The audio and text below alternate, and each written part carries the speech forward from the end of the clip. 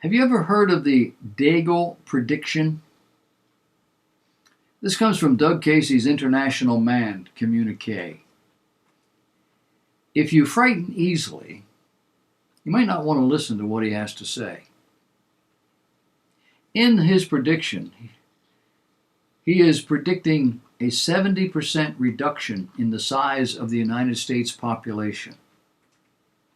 Now that's clearly a bold prediction. What are your thoughts on it? Doug Casey says, I've got to say I wasn't familiar with Deagle. He keeps a low profile. Deagle's in the same business as Janes, which has been in the business of analyzing weapon systems for many decades. A look at the Deagle website, which is quite sophisticated, makes it clear we're not dealing with some blogger concocting outrageous clickbait. It seems to be well connected with defense contractors and government agencies like the CIA. They've predicted that about 70% of the U.S. population and about the same percentage in Europe is going to disappear in 2025. It's hard to believe that anybody in their position would make such a forecast. There's no logical business reason for it, especially since it's been done before the COVID hysteria gripped the world. It stretches the reader's imagination and credulity. But could it possibly happen? If so, it would be the biggest thing in world history. Does it have a basis in reality? Or is it just some bizarre trolling exercise? Casey isn't sure. It's hard to take almost anything from any source at face value these days, he says. But for the last several years, I've been saying that World War III would basically be a biological war. Of course, it will have substantial conventional nuclear, space-based, and AI computer elements as well, but its most serious component will be biological. Essentially, it will involve the use of bacteria and viruses to wipe out the enemy. The odds are that it will be between the U.S. and China. But since anyone with a CRISPR in their garage can hack the genome and DNA of almost anything and anybody, there are no limits to the possibilities. You do know what a CRISPR is, don't you? Of course you don't. It's a palindromic for clustered, regularly interspaced repeats. It's a gene editing tool. Palindromic? That's a phrase that can be read either forwards or backwards with the same result.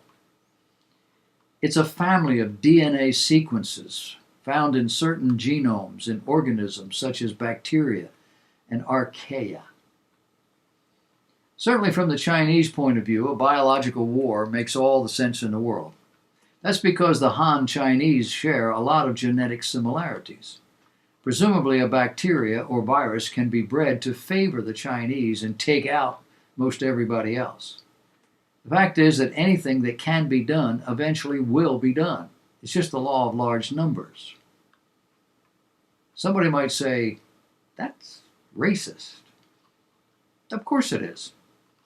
Notwithstanding rational and philosophical arguments against it, all ethnic groups and countries are quite naturally racist. A fear of different racial and ethnic groups has been bred into humans as a survival mechanism over hundreds of thousands of years since we became biologically modern. Apparently he's an evolutionist. All races and ethnic groups like to think they're the best, the most worthy, that non-members are the other, perhaps only marginally human. Biological warfare plays directly into that feeling.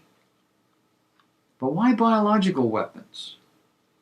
Well, there's every advantage to biological warfare from an aggressor's point of view. And the aggressor doesn't even have to be a nation state, which is, of course, another excuse for governments to further clamp down on their populations, as COVID has shown. Guns are good self-defense weapons, and governments are trying to eliminate them. Basement bio-wars creating biological weapons, however, are strictly offensive. Imagine the bureaucratic enforcement possibilities. First, it doesn't destroy the material. That's a huge plus. After all, what's the point of conquering a country if all you have to show for it is a smoking radioactive ruin? That's the major advantage of a neutron bomb. It kills the people, but limits damage to buildings. Bioweapons essentially make atomic weapons obsolete. Secondly, bioweapons can be structured to attack only certain racial groups. That's potentially either a big advantage or a disadvantage to China. The diverse population of the U.S. could also be either an advantage or a disadvantage depending on who strikes first.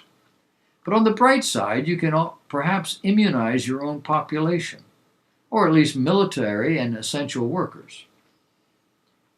Third, bioweapons are very cheap and easy to fabricate. Anyone with access to a good high school chemistry lab is in business. There's no need for expensive and tricky U-235 or, for that matter, any of the junk toys the Pentagon spends hundreds of billions on. Fourth, bioweapons don't need sophisticated delivery systems. Again, no need for B-2s, B-52s, cruise missiles, ICBMs, or any of that. A sick tourist or two, or a few packages sent in the mail can get the job done. Fifth, there's bioweapons. Whether they're viruses or bacteria, not only they offer plausible deniability, but the potential to blame any third party you want. You can launch an attack and nobody can really be sure who did it, or even that an attack is in fact being launched. Deagle doesn't say what exactly will cause the great die-off, but there are many advantages to biological warfare. So it will probably be featured. It's probably inevitable, now that the technology has made it practical. Now you can go to bed and sleep peacefully.